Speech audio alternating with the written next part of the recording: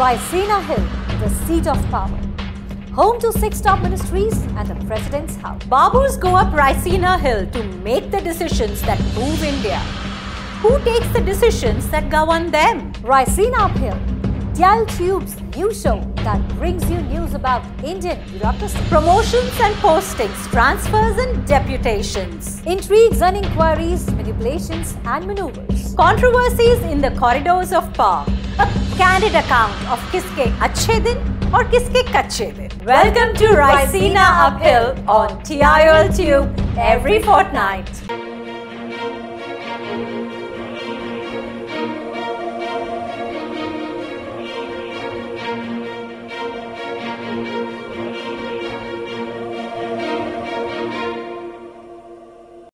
Hello and welcome to Raisina Uphill on TIOL Tube. In this show, we walk you into the vivid yet uncertain world of the Indian Babu. Here today, transferred tomorrow. Waiting for promotions, postings, transfers and deputations from the corridors of power. Equally comfortable in the Ministry of Finance or even family welfare.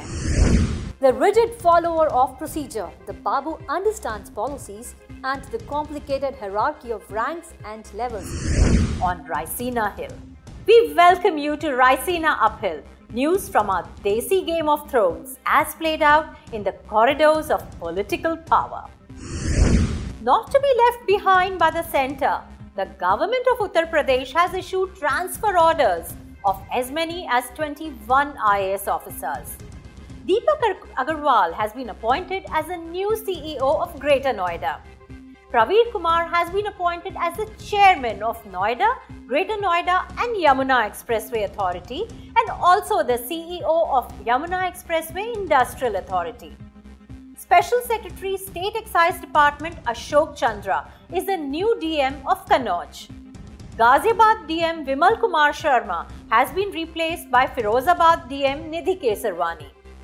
Meerut DM Pankaj Yadav has been transferred to Basic Education as the Special Secretary.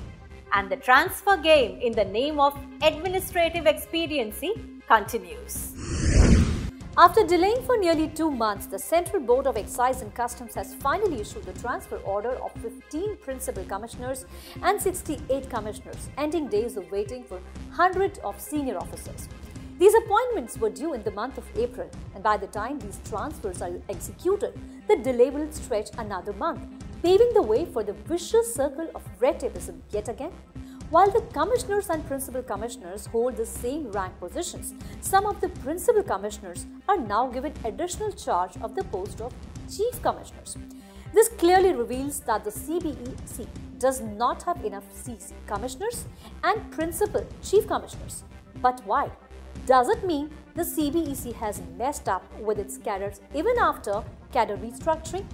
We will bring you a special report in our next episode.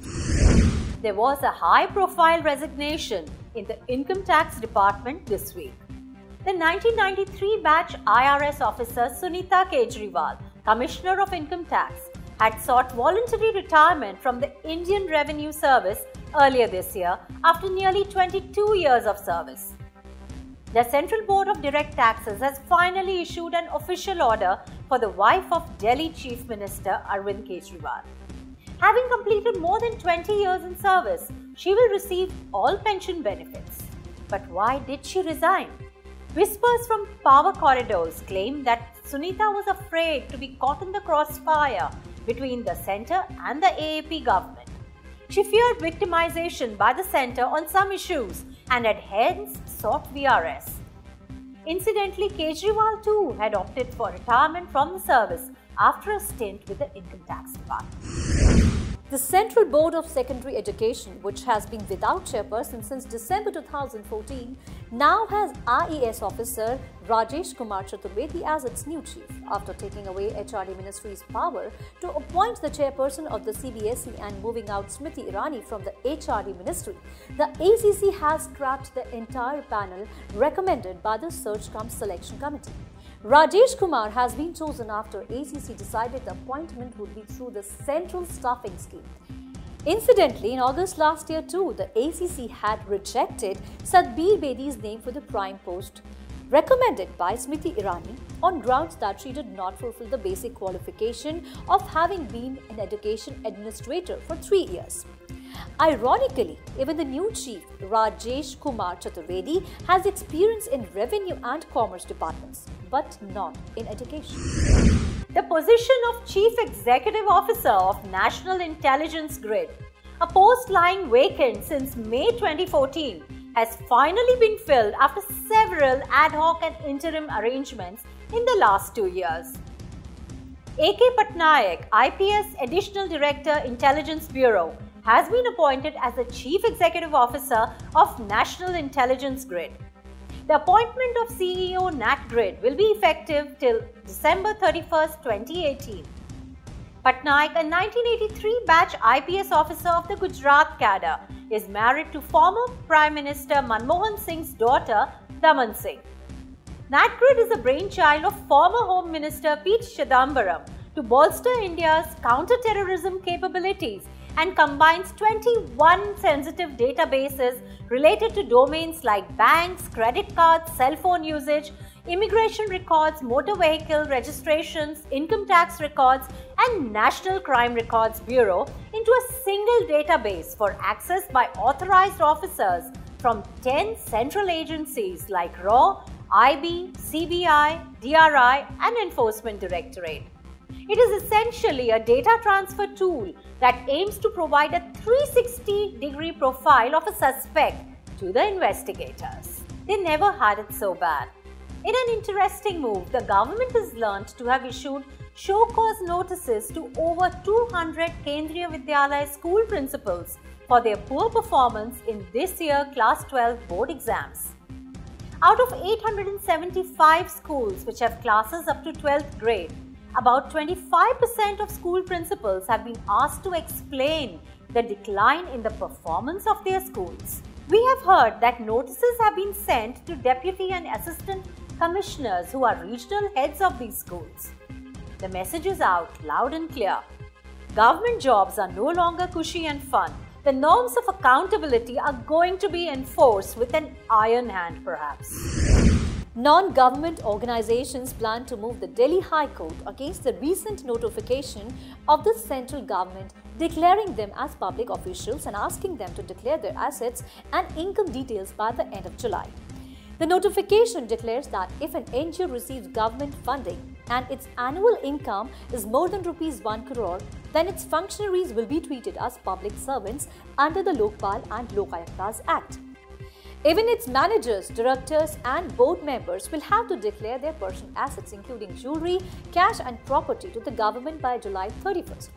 These professionals would come under the same rules as applicable to government officials under the Prevention of Corruption Act. This notification was issued on June 26 without having any consultation with NGOs. Is that random, overzealous or plain autocratic? The CBI seems to be having a field day. The agency has registered a case against the Development Commissioner, Special Economic Zone Mangalore, and his wife for possession of disproportionate assets during his earlier role as SEC Development Commissioner in Surat. These assets to the tune of ₹5.26 crore, being residential, business and agricultural premises, were alleged to have been acquired in his own name as well as in the name of his family members. Searches conducted at 7 premises in Mangalore, Mumbai, Malegaon and Nashik led to the recovery of incriminating documents relating to the acquisition of properties and cash to the tune of ₹2 crore. Gold jewelry of 300 grams and nearly 1 kilo of silver coins were also recovered from a bank locker in the name of his wife. Further investigation is on. Delhi's Lieutenant Governor Najib Jung completed 3 years in office and entered a grey area. The Constitution does not define the maximum tenure of a governor or lieutenant governor, and office is held at the discretion of the President. So far, as many as 14 of the 18 occupants of this chair had a tenure shorter than 3 years. One LG Tejinder Khanna stretched it to 6 years.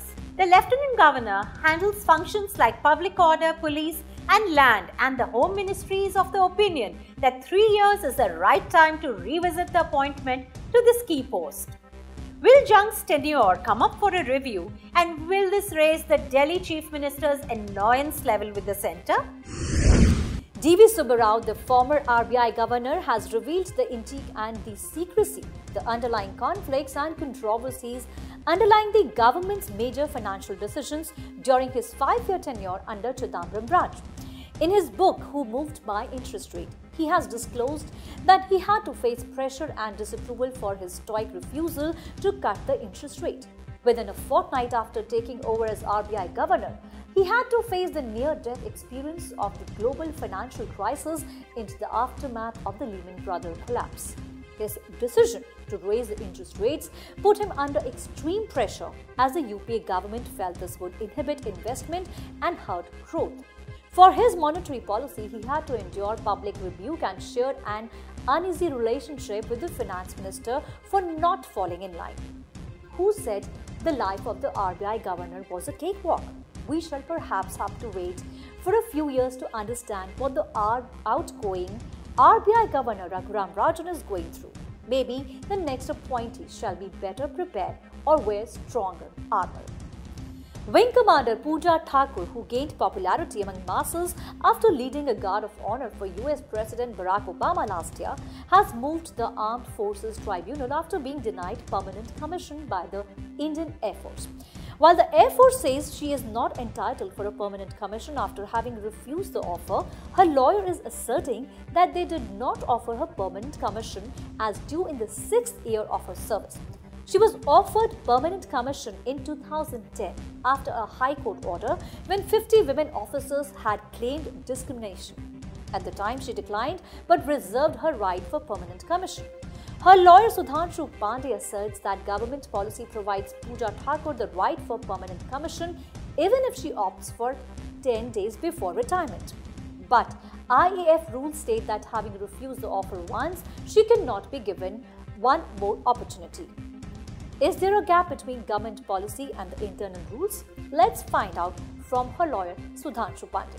No, I don't say this is a gender issue. We have not even predicated our case on that gender issue.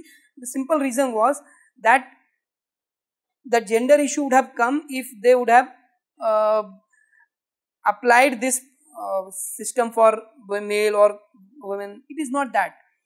What has happened in this case, what we are also in a way gender issue we have raised is that 2004 HRP which is applicable for the male officers. There they have no such condition mentioned. But I am not in a position to say whether the male officers have been given a reconsideration or not. Had we got some specific issues on reconsideration for male officers, we would have raised the gender issues. At no point of time she was made to understand that this option which is being given to her is her first and last option. There would be no option. That is the point on which this case started. We will keep a close watch on how the matter progresses from here on. Central ministers are pulling strings to be allotted 12 Tughlaq Road as a residence in Delhi. What is special about this address? It is known to be lucky for its occupant. Its last tenant, former Sports and Youth Affairs Minister Sarbanand Sonowal, became the Assam Chief Minister. Fortune smiled at former tenants Ajit Singh and his father Charan Singh, who went on to become Prime Minister for a brief period. So who will be the new tenant among the current lot of ministers? We shall keep you posted. There is another sprawling house at 7 Safdarjung Road also lying vacant. But no minister wants to move into it. Why? No prizes for guessing. It is known to be unlucky. Former occupants were Pramod Mahajan, who was shot by his brother, and YLR Ravi, whose wife died of an illness. Ravi had bravely moved into it, claiming that he was not superstitious. Is it the ephemeral nature of political power that makes ministers superstitious? And on this note, we conclude this bulletin of Raisina Uphill. Thank you for watching. You may write us your suggestions and feedback at editor@tiol.in. Goodbye until next fortnight.